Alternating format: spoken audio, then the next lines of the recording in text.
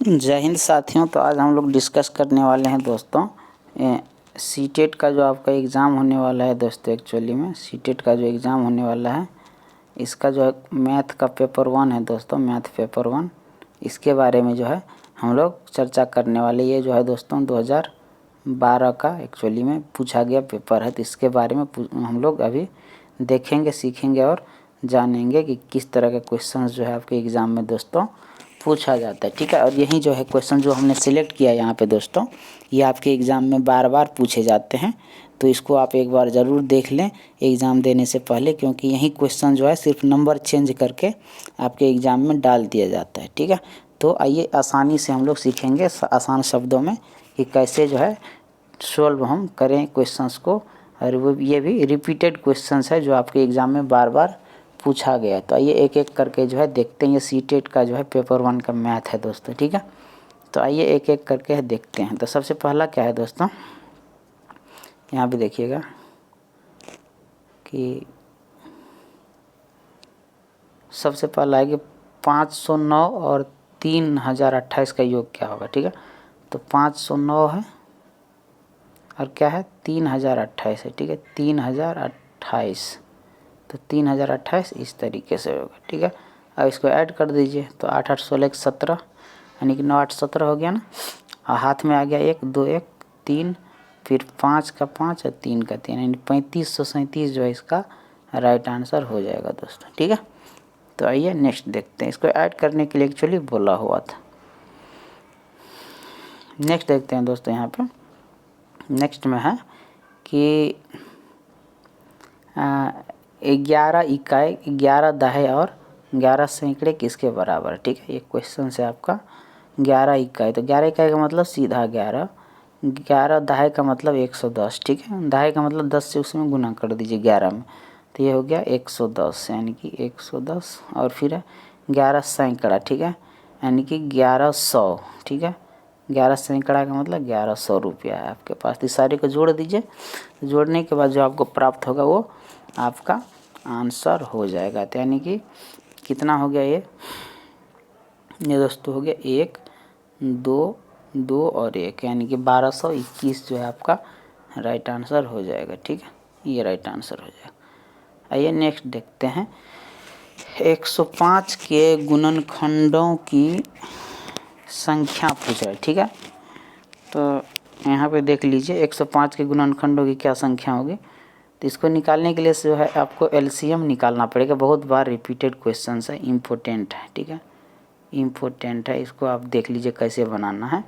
कि अगर आपसे गुणनखंडों की संख्या पूछ दें तो आप इसको आप आसानी से कर सकते हैं। ऐसे एलसीएम निकाल लेते हैं पहले। ठीक है, पहले क्या करते हैं एलसीएम निकाल लेते हैं। तो 105 है ना, तो इसका एलसीएम कैसे निकालिएगा आप, तो 5 से हम डायरेक्ट लगाते हैं। 5 दूनी 10, 5 एकम 5, फिर किससे कटेगा 3 सत्य 21। ठीक है, तो इस तरीके से हो गया। अब यहाँ पे देखिए कितना क्या क्या आया, 5 आया गुना, सॉरी ये 5 है गुना 3 और गुना 7। पावर में क्या है 1 1 1, कुछ नहीं है तो 1 है।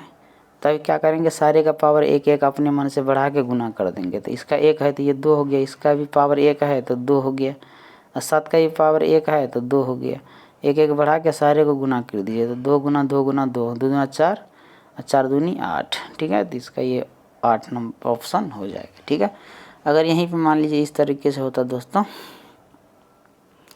कि सपोज कीजिए कि यहाँ पे 5 2 बार आ जाता, सॉरी 5 2 बार आ जाता, और मान लीजिए 3 भी आ जाता 2 बार। ठीक है, तो इसका हो जाता 5 के पावर 2 गुना 3 के पावर 2।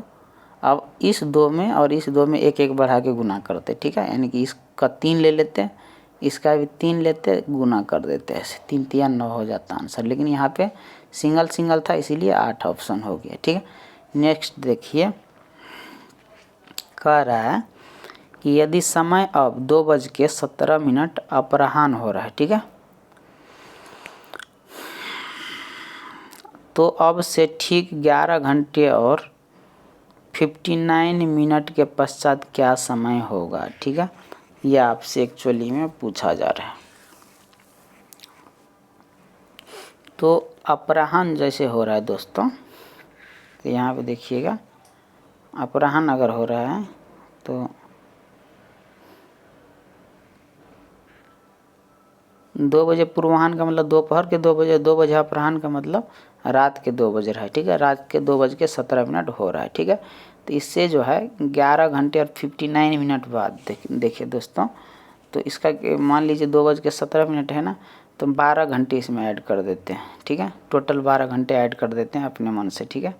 2:17 में 12 घंटे ऐड कर देते, 12 घंटे ऐड कर दें कितना हो जाएगा दोस्तों, तो 12 घंटे अगर हम ऐड करते हैं इसमें तो ये हो जाएगा आपका, यहाँ पे देखिए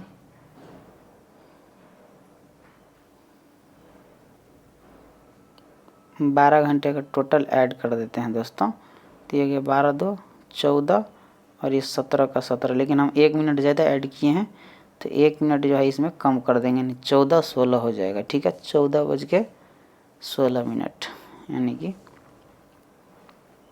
14:16, 14 16 कितना होता है, 2 होता है, यानी कि दोपहर का क्या हो जाएगा आपको, दोपहर का 2 पूर्वाह्न हो जाएगा, ठीक है। 12 घंटे यानी रात, सीधा समझिए कि रात के 2 बजे से लेकर 12 घंटा उसमें जोड़ देना, तो 12 घंटा जोड़ेंगे तो दोपहर हो जाएगा आपका, ठीक है। दोपहर का समय होगा 2:16, या सीधा भी आप जोड़ सकते हैं, अगर इस तरीके से आप नहीं जोड़ना चाहते हैं तो सीधा भी आप इसे जोड़ सकते हैं, ठीक है। 2:17 में 11 घंटे 59 मिनट जो है आप जोड़ सकते हैं, ठीक है। तो ऐसे आप यहाँ पे जोड़ लीजिए कि 2 घंटे और 17 मिनट ये और 11 घंटे और 59 मिनट ये, ठीक है। तो देखिए यहाँ पे 11 2 13 घंटे तो ये हो गया पूरा पूरा, ठीक है। और देखिए यहाँ पे मिनट कितना हो रहा है, तो कितना हो गया 59 और 17, इसको अगर आप जोड़िएगा तो कितना हो जाएगा 60 10 70 76 मिनट हो जाएगा, ठीक है, 76 मिनट। तो 76 मिनट में हम 60 मिनट को 1 घंटा में कन्वर्ट कर लेते हैं, तो 14 घंटा और 60 इसमें से निकल गया तो कितना बच गया, 16 ही बच गया ना। तो 14 घंटा 16 मिनट हो गया, यानी कि 14 कितने 2 बजे जो है 14 बजता है, अगर 2 बज रहा है तो इसका मतलब वो 14 बज रहा है, ठीक है। तो 2:16 पूर्वाह्न हो जाएगा, यानी कि PM हो जाएगा, ठीक है। तो इस तरीके से जो है आप इसको सोल्व कर सकते हैं। नेक्स्ट देखिए, कह रहा है कि 3.5 समकोणों में डिग्रियों की संख्या ज्ञात कीजिए, ठीक है। 3.5 समकोण, तो 3.5 को हम क्या लिख सकते हैं, 3.5 को हम यानी कि 3.5 है दोस्तों, तो इसको 7/2 लिख सकते हैं कि नहीं लिख सकते हैं, 3.5 को बताइए, 7/2 लिख सकते हैं। तो अब आइए यहाँ सेंटर पे, ठीक है, तो यहीं 7/2 3.5 हो गया, और गुना समकोण का मतलब 90 डिग्री, ठीक है, तो हो गया। अब इसका आधा कितना हो गया 45, ये 7 का 7 है, ये दोनों गुना हो जाएगा, ठीक है। गुना करने के बाद देख लीजिए कितना हो जाएगा 45 और 7 को गुना कीजिए, 7 5 6 35, हाथ में आया 3 और 7 चौके 28 और 3 31, 315 आपका ऑप्शन नंबर डी हो गया। तो इस तरीके से जो आप निकाल सकते हैं इसको, ये भी इम्पोर्टेंट क्वेश्चन है, इसको आप थोड़ा ध्यान से देखिएगा, ये बार बार पूछा जाता है आपके एग्जाम में, ठीक है। तो आइए नेक्स्ट देखते हैं दोस्तों, कह रहा है कि 5 10 और 35 में से के सबसे छोटे सार्वगुणज और सबसे बड़े सार्वगुणनखंड, ठीक है, का अंतर बताइए, ठीक है, का अंतर जो है बताना है आपको, ठीक है। तो यहाँ पे देखिए क्या बोल रहा है, LCM और HCF का एक्चुअली में आपसे अंतर पूछा जा रहा है, LCM और HCF का अंतर पूछा जा रहा है, ठीक है। तो LCM निकाल लेते हैं पहले। LCM निकालने के लिए 5 10 और 35 का LCM कितना हो जाएगा, यहाँ निकाल के देख लेते हैं। वैसे 35 दूना 70, तो 70 जो है 35 से भी कट रहा है, 10 से भी कट रहा है, 5 से भी, तो इसका मतलब 70 हो जाएगा, लेकिन चेक कर लेते हैं LCM निकाल के। तो इसको 5 से काटते हैं, 5 एकम 5, 5 दूनी 10 और 5 सत्या 35, तो 7 दूनी 14, 14 पंचे 70, यानी कि 70 हो गया आपका दोस्तों, 70 क्या हो गया आपका LCM हो गया, क्या हो गया LCM, तो LCM तो हो गया 70 हो गया, और HCF निकाल लीजिए। तो 5, 10 और 35 का जो है HCF कितना होगा ये निकालिए। तो सबसे पहले 5 और 10 का निकाल लीजिए HCF। तो 5 दूनी 10, तो ये 5 हो गया। अब ये 5 और 35 को भिड़ाएंगे, तो 5 को 35 से भिड़ाएंगे तो 5 7 35, तो इसका मतलब 5 ही रह गया HCF। तो HCF क्या हो गया 5 रह गया। तो अब इस दोनों का अंतर क्या हो जाएगा LCM और HCF का। तो 70 में से 5 गया, 70 में से ये 5 गया ये वाला, तो कितना हो गया 65 हो गया आपका आंसर। ठीक है, तो इस तरीके से जो है इसको आप कर सकते हैं। ठीक है, निम्नलिखित में से कौन सा मुक्त अंक वाला प्रश्न है, ये भी आपसे बार बार आपके एग्जाम में पूछा जाता है। आइए देखते हैं कि क्या है मुक्त अंक वाला। मुक्त अंक का मतलब कि ओपन एंडेड होना चाहिए। ठीक है, जिसमें विद्यार्थी थोड़ा दिमाग लगाए, इसका मतलब ये हो गया ओपन एंडेड। ठीक है, इसको इंग्लिश में बोलते हैं ओपन एंडेड का सीधा मतलब हो गया कि जो कहीं ऐसा ना, मतलब डायरेक्ट ऐसा ना हो कि 2 + 2, 2 + 2 तो एक ही आंसर हो गया ना 4। ज़्यादा आंसर तो नहीं हो सकता है संभव, एक ही आंसर संभव हो सकता है। लेकिन सपोज कीजिए यहाँ पे कि किसी बच्चे से बोल रहा है कि बच्चों बताओ कि 10 और 10 कितना होता है। तो सारे अगर 10 बच्चे हैं तो 10 का आंसर क्या आएगा 20 ही आएगा। कोई ना 21 बोलेगा ना 19 बोलेगा, अगर उसको जोड़ आता है तो। ठीक है, लेकिन अगर यही पूछ दिया जाए कि बच्चों ये बताओ कि 20 किन किन चीज़ों को जोड़ने से आता है, तो फिर क्या बच्चे आंसर देगा, सबका अलग अलग आ जाएगा। कोई बोलेगा सर 18 + 2 होता है, कोई बोलेगा सर 15 + 5 होता है, कोई बोलेगा सर 10 + 10 होता है। ठीक है, कोई बोलेगा सर 17 + 3 होता है, कोई बोलेगा सर 16 + 4 होता है। तो बहुत सारा आंसर संभव है। तो जब बहुत सारा आंसर संभव हो ना, तो उसे बोलते हैं ओपन एंडेड क्वेश्चन, यानी मुक्त अंक वाले प्रश्न। तो इसमें से देखिए अब कि कौन सा ऐसा चीज़ है जिसमें बहुत सारा आंसर संभव है।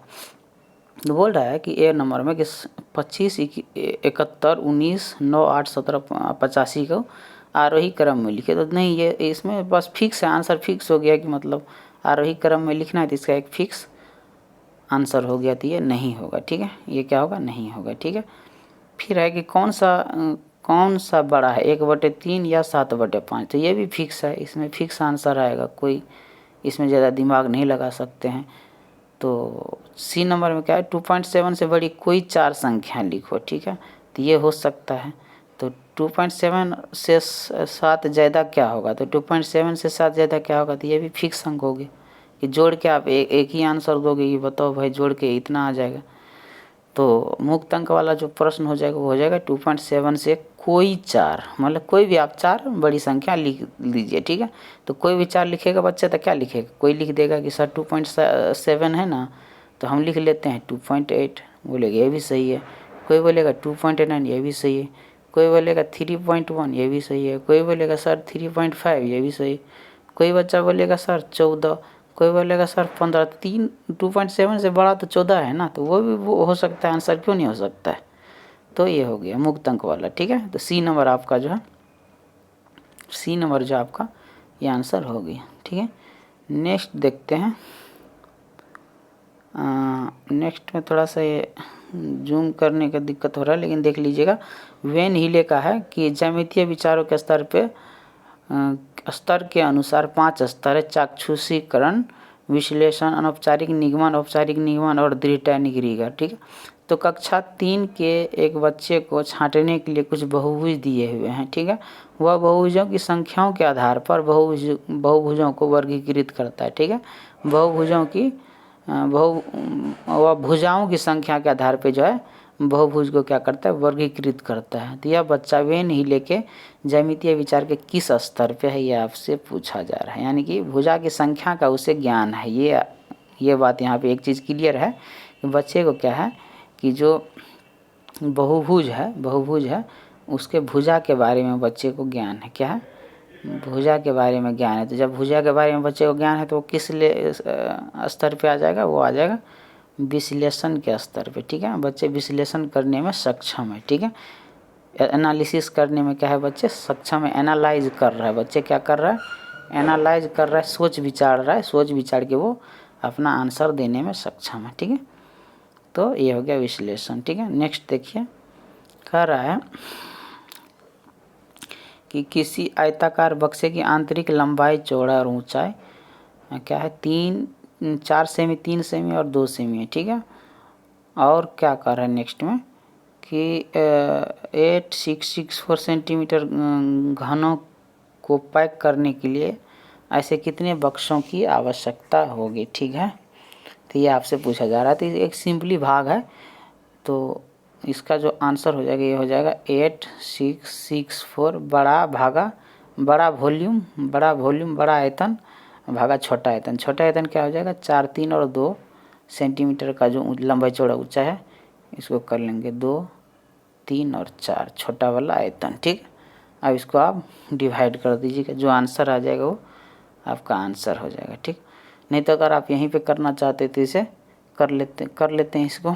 तो इसको सबसे पहले 2 से डिवाइड करते हैं, तो 2 से जब काटेंगे तो 4, 3, 3 और 2 हो जाएगा।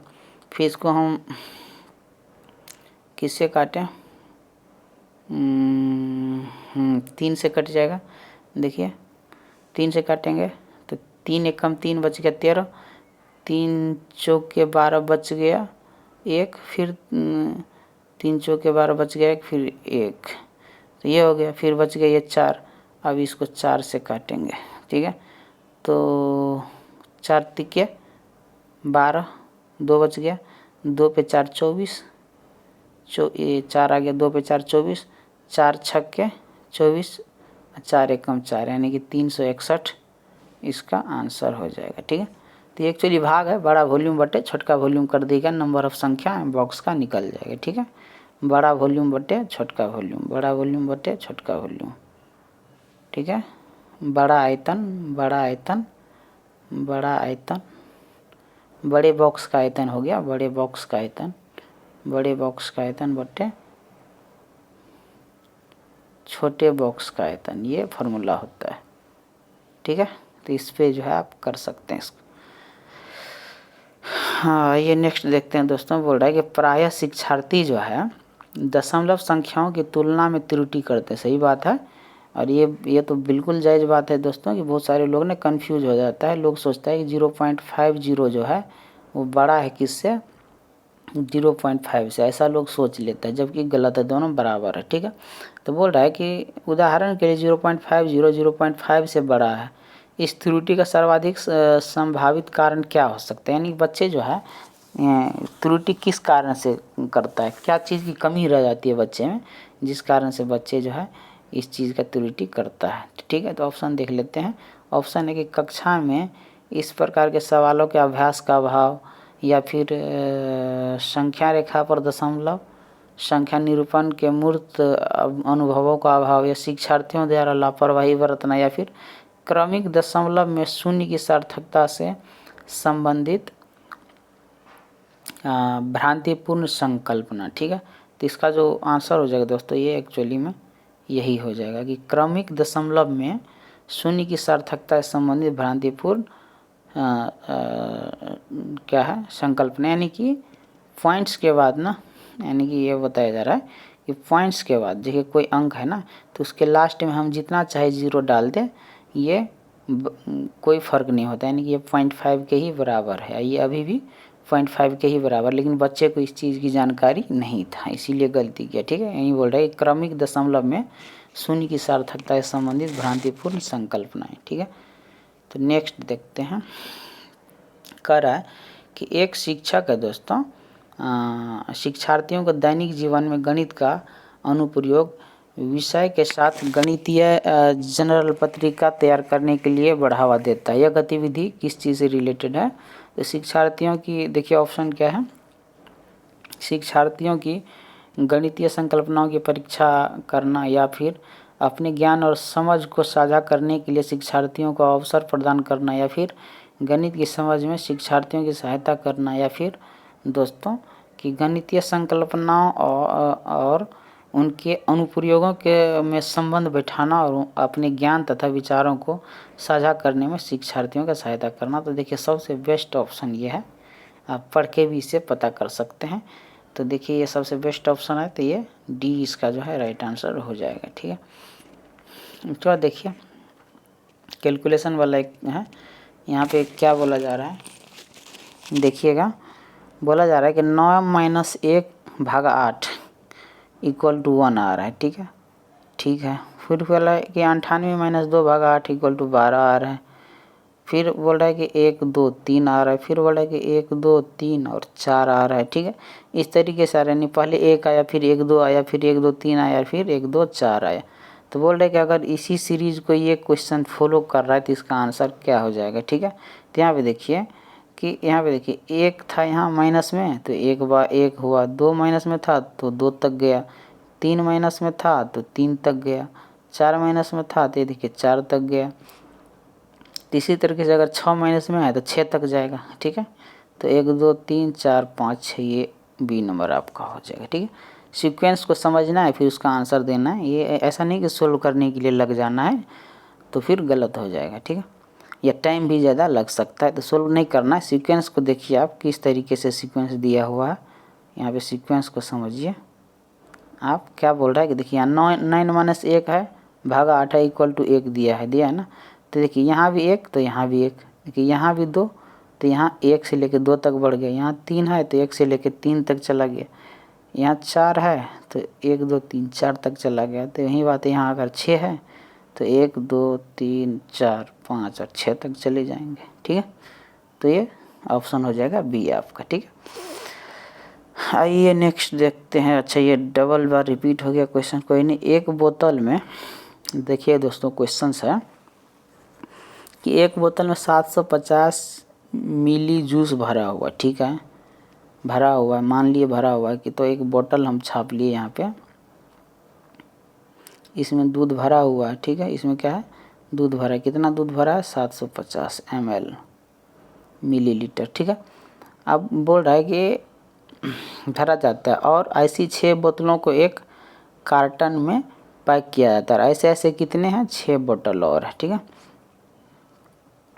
ऐसी 6 बोतल को कार्टन में पैक किया जाता है। तो बोल रहा है कि 450 लीटर जूस के लिए आवश्यक कार्टनों की संख्या बताइए। ठीक है, तो एक कार्टन में कितना, 6 बोतल आता है, यानी कि टोटल दूध कितना हो गया, 750 ml और गुना 6, तो 750 गुना 6 कितना हो गया, इसको मल्टीप्लाई कर लेते हैं तो 0 56 से 30 हाथ में आया 3 और 7 6 के 42, 7 6 के 42 3 45। ठीक है, 45, तो 4500 मिलीलीटर हो गया, 4500 क्या हो गया मिलीलीटर दूध एक कार्टून में आ गया। ठीक है, यानी कि अगर आप इसे आप बोल सकते हैं सीधा सीधा कि अगर लीटर में कन्वर्ट कीजिएगा तो ये हो जाएगा 1000 से भाग देना पड़ेगा तो ये आ जाएगा लीटर में, यानी कि 4.5 लीटर आ गया। क्या आ गया, 4.5 लीटर एक कार्टून में आ गया। इतना समझ गया, तो 4.5 क्या हो गया, एक कार्टून में आ गया, 4.5 लीटर आ गया एक कार्टून में। तो हमें कितना लीटर करना है, 450 लीटर करना है ना। तो इसको अगर हम 100 से मल्टीप्लाई कर दें तो 450 हो जाएगा। 4.5 को क्या हम करें कि 450 हो जाए दोस्तों, तो 4.5 में हम दोस्तों अगर देखिए यहाँ पे 100 से मल्टीप्लाई करते हैं तो ये हो जाएगा 450। ठीक है, कैसे हो गया ये देखिए, 4.5 दशमलव हटाएंगे नीचे 10 और गुना हमने 100 अपन किए हैं इसको, तो ये देखिए 0 से 0 कट, यानी कि 45 और 10 450। तो 100 अपने मन से किए हैं, क्यों, हम ये पता लगाना चाहते हैं कि कितना कार्टून लगेगा। तो एक कार्टून में 4.5 लीटर, तो 100 कार्टून में 450 लीटर आ जाएगा। तो ऐसे ऐसे 100 कार्टून आपको चाहिए। ठीक है, तो यहाँ पे एक नया चीज़ हम लोगों ने क्या किया था कि हमने लीटर में कन्वर्ट किया था। क्या किया था, लीटर में कन्वर्ट किया था। 4500 आ रहा था ना, सॉरी, तो 45 को हम जब मिलीलीटर था, ये अभी मिलीलीटर था, ml में था, तो इसको जब 1000 से आप भाग दे दीजिएगा ना तो ये लीटर में कन्वर्ट हो जाएगा। तो 1000 से भाग देने के लिए ये कुछ नहीं है, तो 1000 से भाग देने के लिए यहाँ देखिए 3 अंक पीछे आना चाहिए, एक ये हो गया, 2 ये और 3 ये, 3 अंक पीछे दशमलव आप लगा दो यहाँ, तो ये 1 लीटर में कन्वर्ट हो जाएगा, लीटर में कन्वर्ट हो जाएगा। तो ये इसको भाग दे दीजिए, तो ये क्या 4.5 लीटर। ठीक है, अब इसको 100 ऐसे ऐसे पैकेट हो जाए और तो 450 लीटर हो जाएगा। ठीक है, तो ये आपका 100 लीटर और 100 मतलब 100 पैकेट हो गया, 100 पैकेट और मल्टीप्लाई हो जाएगा तो 450 लीटर हो जाएगा। ठीक है, नेक्स्ट देखिए कह रहा है कि एक ताज़ा मछली को सुखाने पर उसका भार 1/3 रह जाता है। बोल रहा सुनीता 1500 किलो ताज़ा मछली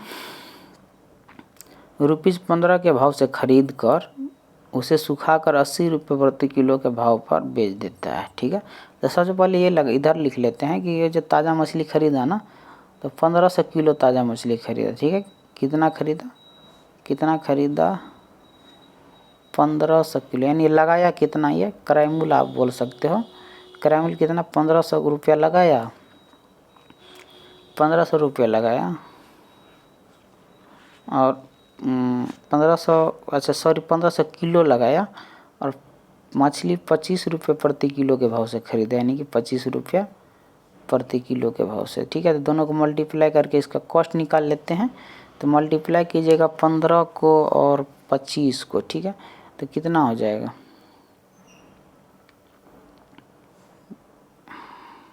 15 और 25 को कीजिएगा तो 25 धन 250 और 25 पंचे 125, तो 250 125 हो गया ना, 350 375 हो गया। ठीक है, 375 00। ठीक है, ये हो गया गुणा।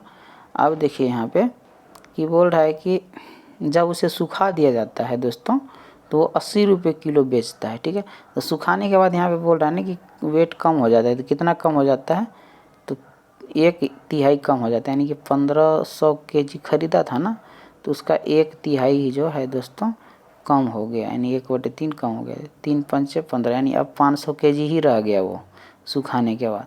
तो अब इस 500 kg को ये क्या कर रहे हैं ना, 80 रुपये kg बेच रहे, तभी तो उसे फ़ायदा होगा, नहीं तो घाटा हो जाएगा कम पे बेचेगा। तो देखिए 80 रुपये बेचा तो 8 5 40, 3 को 0 आगे आ जाएगा। ठीक है, तो यानी कि ये 37,500 इसका लागत लगा था यहाँ पे देखिए, और ये फ़ायदा कितना कमा रहे हैं यहाँ पे देखिए 40,000, यानी कि कितने का फ़र्क हो गया दोस्तों, 2500 का फ़र्क हो गया यहाँ पे।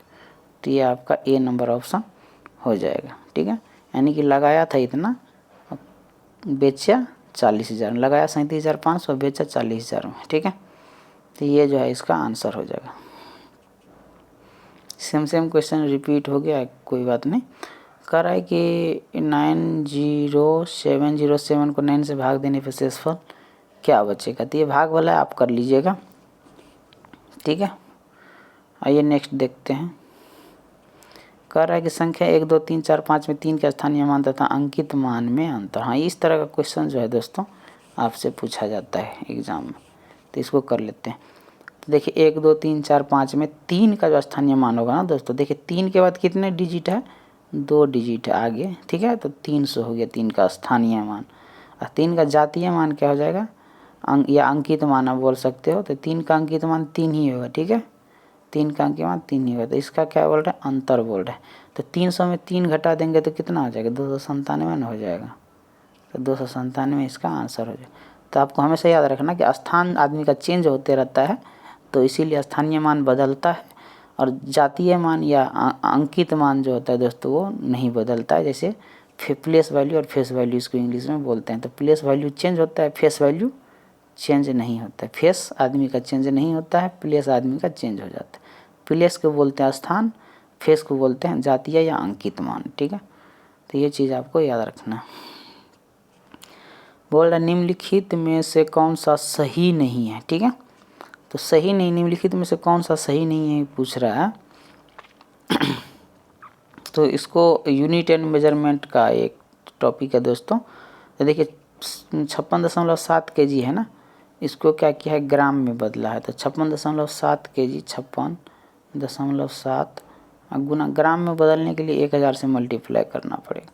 ठीक है, तो ये 0.1 अंक के बाद है तो 1 0 इसको उड़ा देगा, तो ये हो गया 56,700 56,700। तो ये देखिए यही सही नहीं है, ये नंबर ही सही नहीं है, यही गलत हो गया देखिए। ठीक है, जबकि 2 0 होना चाहिए था, कितना होना चाहिए था, 1 0 और यहाँ पे होना चाहिए था। ठीक है, एक घन के 6 फलक होते हैं, तो यहाँ पे देख लेते हैं घन के कितने फलक होते हैं भाई। फलक मतलब फेस, देखिए एक इधर, ठीक है, 2, एक ऊपर एक नीचे 4, और एक इस साइड और एक इस साइड, तो 6। तो ये बात सही है। उसके बाद बोल रहा है कि 1 मिलीमीटर में 0.1 सेंटीमीटर होता है, ठीक है। तो ये भी करके देख लेते हैं कि 1 मिलीमीटर में कितना सेंटीमीटर होते हैं, या इस सेंटीमीटर को ही मिलीमीटर में कन्वर्ट कर लेते हैं।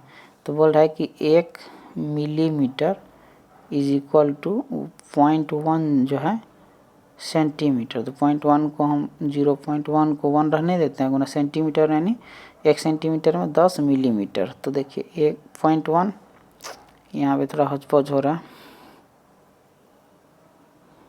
देखिए, हाँ। तो ये देखिए ये भी एक्चुअली सही है, इसको आप कैलकुलेट कीजिएगा। इसको देखिए एमएम में कन्वर्ट करते हैं, तो 0.1 है ना, सेंटीमीटर में, तो एमएम में कन्वर्ट करने के लिए 10 से मल्टीप्लाई कर देंगे, ठीक है। तो 10 से जब मल्टीप्लाई करेंगे हम दोस्तों, तो ये हो गया 1 mm, यानी कि इधर भी mm इधर भी mm, 1 mm, तो ये भी सही है, ठीक है। उसके बाद 0.10 और 0.1 बराबर होता है, ये भी सही है, ठीक है। तो ये नंबर आप क्वेश्चन जो है आपका गलत है, ठीक है। नेक्स्ट देखिए,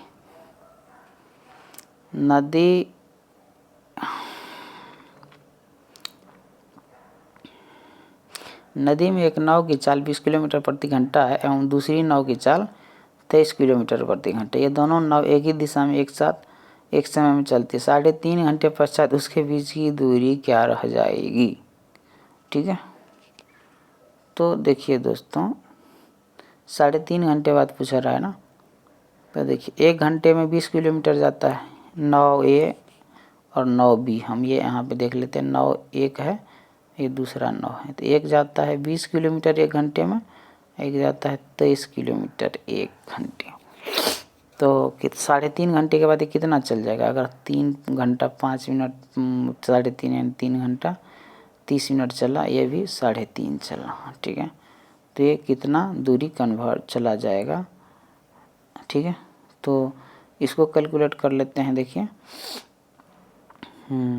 इसको कैलकुलेट कर लेते हैं दोस्तों। तो इसको ऐसे कर लेते हैं, इसको ऐसे ही रहने देता। अब इसमें क्या करते हैं ना हम लोग, इस दोनों इसको और इसको माइनस कर लेते हैं, ठीक है। क्योंकि ये बोल रहा है कि एक नाव दूसरे नाव से कितनी दूरी पर रहेगा, ठीक है। तो दोनों जब एक ही दिशा में जा रहे हैं, एक ज़्यादा स्पीड से जा रहा है, एक कम स्पीड से जा रहा है, तो एक मान लीजिए यहाँ रहेगा तो एक यहाँ रहेगा, तो दोनों का बीच का जो दूरी निकालना है, तो दोनों का जो है इसका डिस्टेंस और इसका डिस्टेंस माइनस करना पड़े। देखिए कैसे करेंगे, तो इसके लिए आपको हम कर लेंगे 23 गुना 3.5 माइनस फिर 20 गुना 3.5, सॉरी 3.5, ठीक है।